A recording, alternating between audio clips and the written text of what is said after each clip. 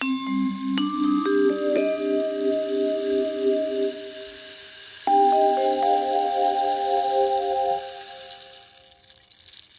rencontré Bernadette Lafont en 1987, c'était un été nîmois, et donc elle venait pour animer en tant que présidente les ateliers cinéma de Nîmes, qui avaient pour vocation d'enseigner les métiers du cinéma à des jeunes gens.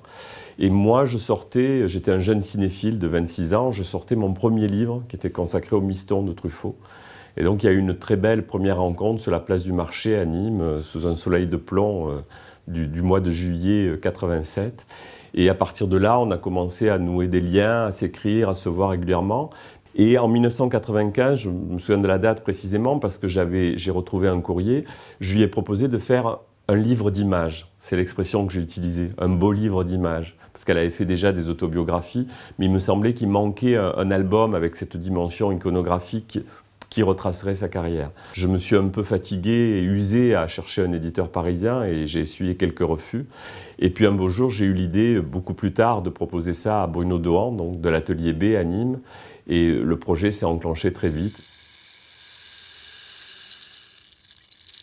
Bernadette a accueilli le projet merveilleusement tout de suite. Elle a été d'une générosité extrême, comme elle savait le faire très bien. C'est-à-dire qu'elle m'a accordé beaucoup de temps. J'ai pris les temps libres qu'elle avait entre ses tournages, ses lectures, ses apparitions au théâtre. Donc on avait fixé un échéancier, un calendrier, comme ça on s'est vu sur 18 mois. Quasiment toutes les semaines, j'allais la voir chez elle, il y avait tout un rituel, j'avais revu 4 ou 5 films de sa carrière et nous les évoquions ensemble sous forme d'entretien. Voilà, ça c'était l'aspect principal, avoir ces entretiens inédits et éclairer effectivement des films peu connus, pas uniquement parler des films majeurs, La fiancée du pirate, Une belle fille comme moi, mais parfois des films rares, des films qu'on a peu l'occasion de voir. Ça c'était très important, puis elle m'a ouvert ses archives. Ça a été un aspect très important, donc archives photos, revues, correspondances. Elle m'a donné des correspondances inédites, par exemple de François Truffaut, qui n'avait jamais été publiées nulle part, qu'elle avait même refusé de donner à Gilles Jacob quand il a édité la correspondance de Truffaut. Donc voilà. Et puis un jour, je l'ai accompagnée en Cévennes, et elle m'a montré une grande armoire cévenoise. Elle m'a dit « fouillez, il y a plein de choses là-dedans ». Alors j'étais un petit peu gêné parce que c'était quand même très personnel, mais avec son incitation, j'ai ouvert l'armoire, j'ai commencé à ouvrir un tiroir, ça a débordé de lettres, et c'était une correspondance qu'elle avait eue avec sa mère entre 1956, date de son départ à Paris, et 1960, date de la naissance de sa fille. Dans cette correspondance, elle racontait au jour le jour qui elle rencontrait, comment, dans quelles conditions, qu'est-ce qu'elle tournait, quelle scène avec Chabrol, avec Truffaut, avec Doniol Balcroze, avec d'autres réalisateurs, son voyage en Italie pour tourner dans le film de Bolognini. Voilà, donc ça a été une mine d'informations. Donc elle a apporté vraiment toute cette matière-là, toutes ces archives-là, toute sa disponibilité. Elle a rédigé une préface manuscrite pour accompagner le livre, et elle a également légendé un certain nombre de photos qui lui plaisaient beaucoup dans le livre pour apporter voilà, un petit souvenir, un petit éclat de mémoire, comme ça une petite anecdote qui venait éclairer la réalisation de la photo ou du film qui était lié à cette photo. Pour moi, l'idée du cinéma, c'était forcément, il fallait qu'il y ait beaucoup de photos, parce que un des aspects de ce livre-là, qui a été un peu la colonne vertébrale du projet, c'était de dire, Bernadette Lafont, c'est une comédienne qui n'arrête pas de changer d'aspect. C'était l'idée de Frégoli un petit peu, d'être très changeant. Donc un coup blonde, un coup brune, un coup en costume d'époque, en costume contemporain. Et voilà, vraiment l'idée de se travestir, de se maquiller, d'avoir des rôles très différents de film en film. Et ça, j'ai trouvé que c'était un aspect très intéressant. Il n'y avait que la photo, en fait, qui pouvait rendre ça. Donc ça a été un élément important.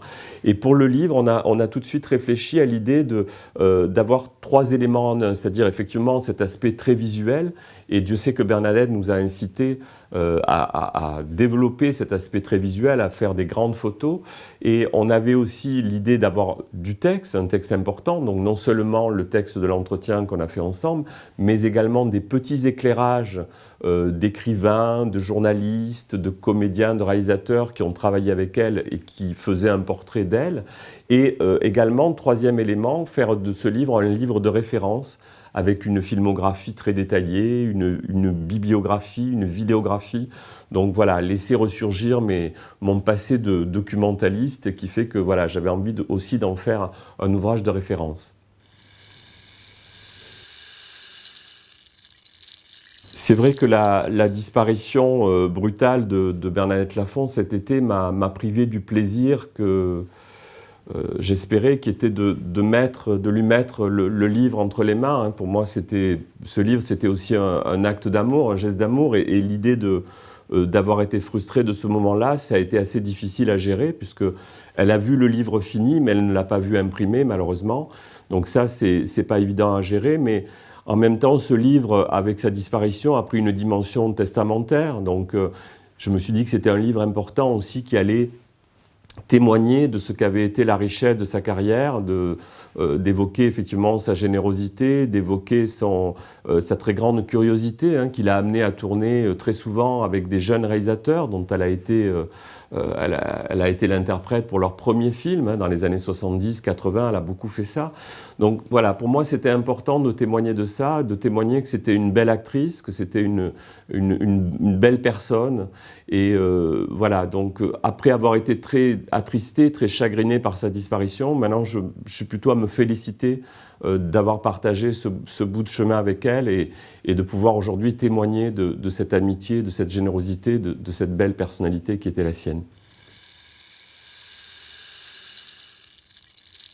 On a sélectionné les belles images, entre guillemets. On a sélectionné les images intéressantes aussi, qui ne sont pas forcément de belles images esthétiques, mais qui sont des documents. Donc ça, c'est très important. Il y a 50 pages d'annexes à la fin. Il a construit tout son travail sur des sources et il a fait des recherches énormes. Donc ça devait apparaître aussi. Mais bien sûr, le lecteur, lui, il a besoin d'avoir quelque chose qui le séduise, qui le balade, qui le transporte. Et on peut remarquer d'ailleurs que quand les gens ouvrent le livre, ils sont de suite charmés par les photos, par les textes, les entretiens de Bernadette.